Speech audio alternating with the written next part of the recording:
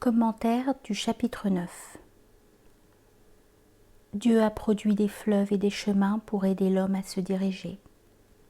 Sourate 16, verset 15. Il a mis à votre disposition la sphère, la lune, pour qu'elle circule sur la mer à son ordre, et il a mis à votre disposition les fleuves. Sourate 14, verset 32. Bien que le mot même ne soit pas prononcé, ce chapitre concerne le tawhid, dont les voies d'accès, les degrés fondamentaux, sont suggérés par deux scénographies principales. La vision des fleuves aboutissant tous à l'unique océan divin, suivie de celle des demeures épiphaniques renfermant des trésors spirituels.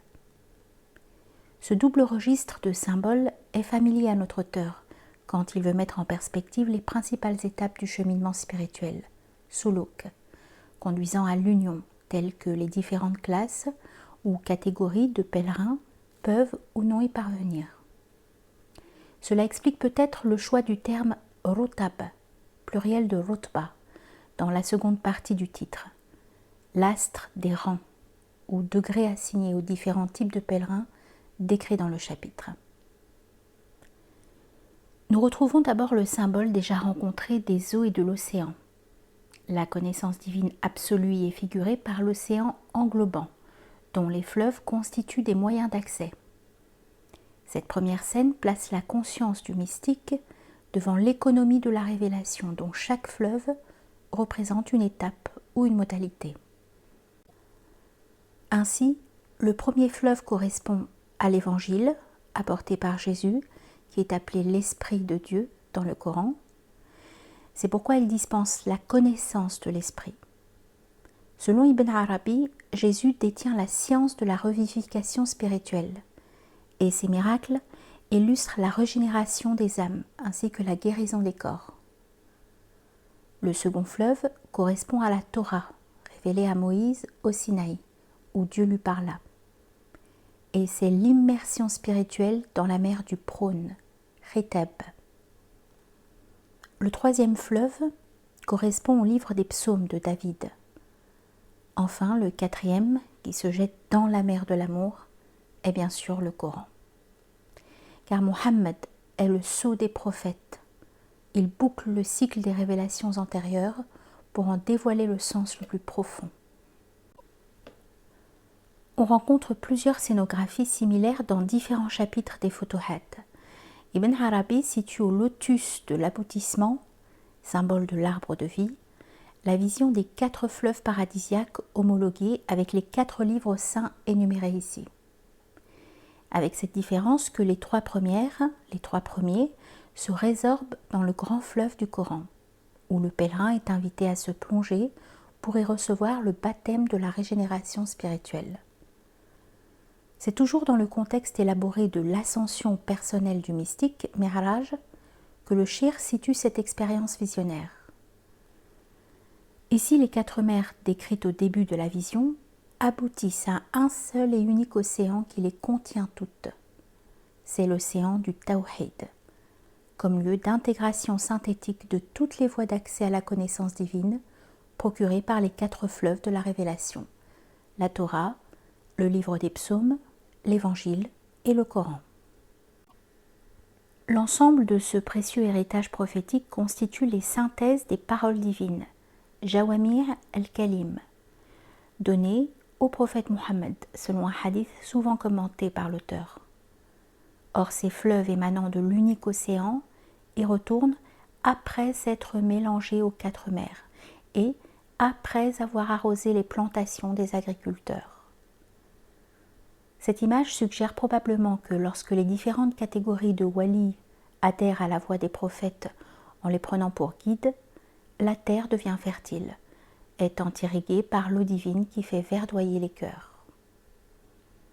Alors chaque cœur est désaltéré par la source à laquelle il s'abreuve. On a déjà vu ce symbole aquatique de la gnose précédemment. Plusieurs recoupements doctrinaux que nous ne pouvons justifier ici suggèrent que les 4 mers représentent la science des prophètes, tandis que les 4 fleuves qui en découlent représentent la science des Awliya. Dans cette perspective, les canaux qui se ramifient à partir des 4 fleuves pour arroser la terre désignent vraisemblablement les grandes catégories de guides initiant la communauté des adeptes. Ce sont les différents membres de la hiérarchie ésotérique qu'on appelle les pôles, aktab, les califes spirituels, khulafa, les héritiers, wuratha, etc. D'après une conception de l'initiation prophétique répandue dans les cercles soufis du Maghreb et de l'Andalousie, chaque ami de Dieu présente une certaine disposition spirituelle à axer sa walaya ou dévotion mystique sur le cœur d'un prophète particulier qu'il prend pour guide tutélaire. Ainsi, certains polarisent leur ardeur spirituelle sur le cœur de Jésus, d'Abraham, de David, de Moïse, de Mohammed ou d'autres nabis, dont la révélation coranique honore la mémoire. C'est ainsi qu'il recueille les sagesses prophétiques sous lesquelles Ibn Arabi a placé son maître livre, les Fusus al-Hikam.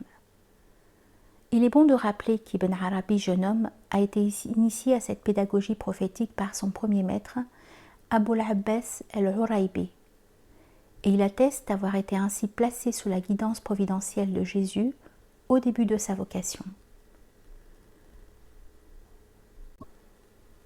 La suite de cette première vision concerne la priorité que les différentes catégories de pèlerins sommairement indiquées donnent aux mers, aux fleuves ou à l'océan englobant, selon leurs capacités spirituelles respectives. C'est mettre en cause la manière adéquate d'accéder à la connaissance de Dieu, soit directement et intuitivement par une vision synthétique, soit par la voie des médiations ou des déductions. On relève 4 modes de contemplation affectés respectivement au véridique, sadiq, au témoin, shahid, au chercheur de preuves, sahib dalil, enfin au rapproché, muqarrab. Le véridique contemple d'abord l'unité pléromatique de Dieu, que figure l'océan englobant, avant de considérer ses attributs et ramifications noétiques symbolisés par les mers et les fleuves. Il s'agit de la vision de l'unité essentielle, n'écartant point les noms et qualifications divines, mais qui donne la priorité absolue au tawhid oculaire de l'essence.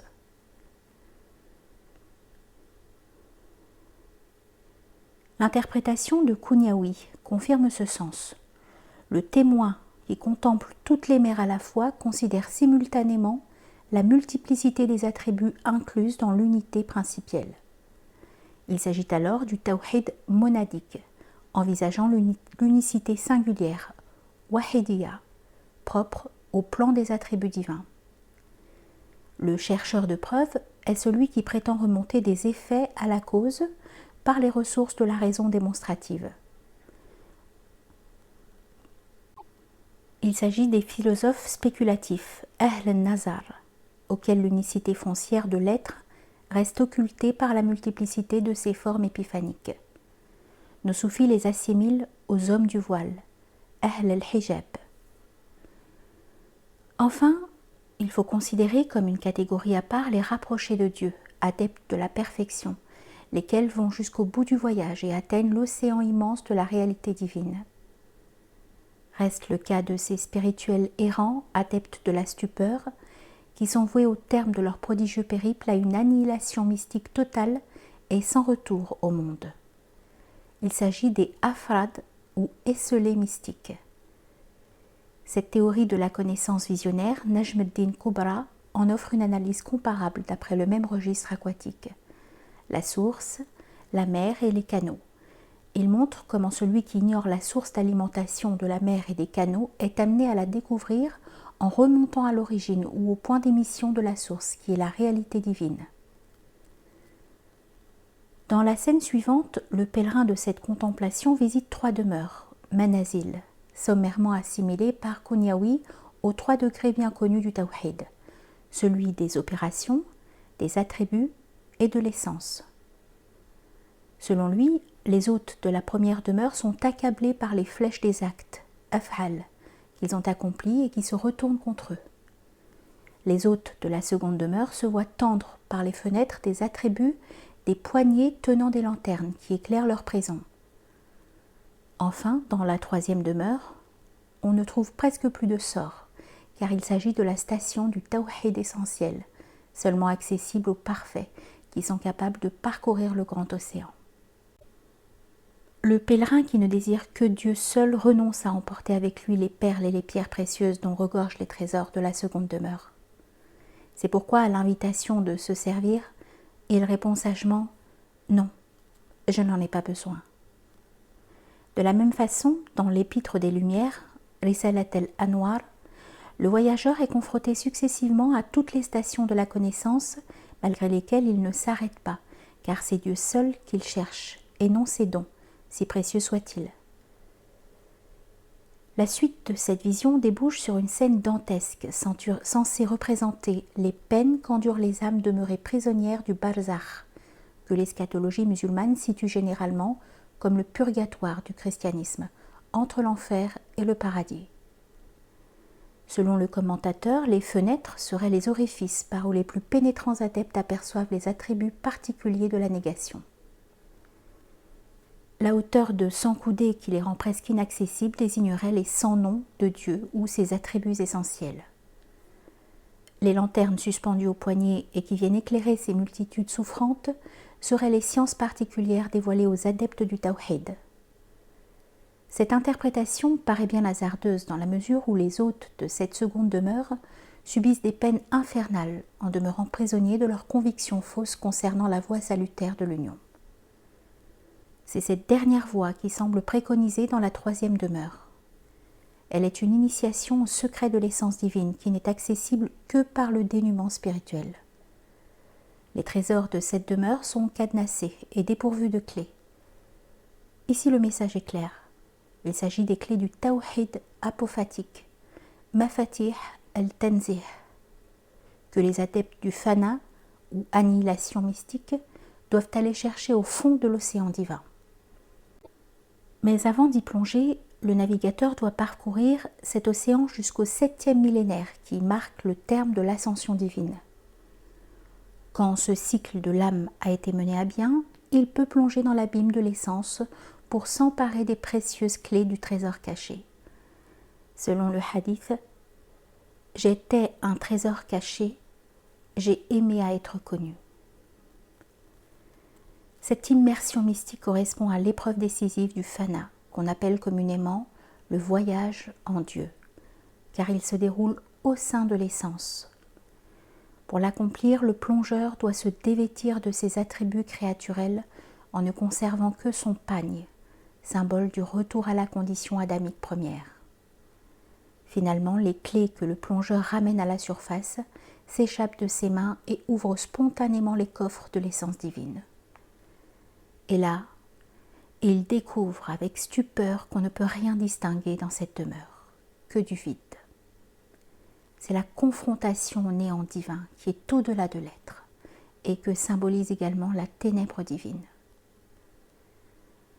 Au terme de cette contemplation, le pèlerin quitte le seuil de la transcendance pour affronter l'épreuve de l'errance dans la mer de la stupeur.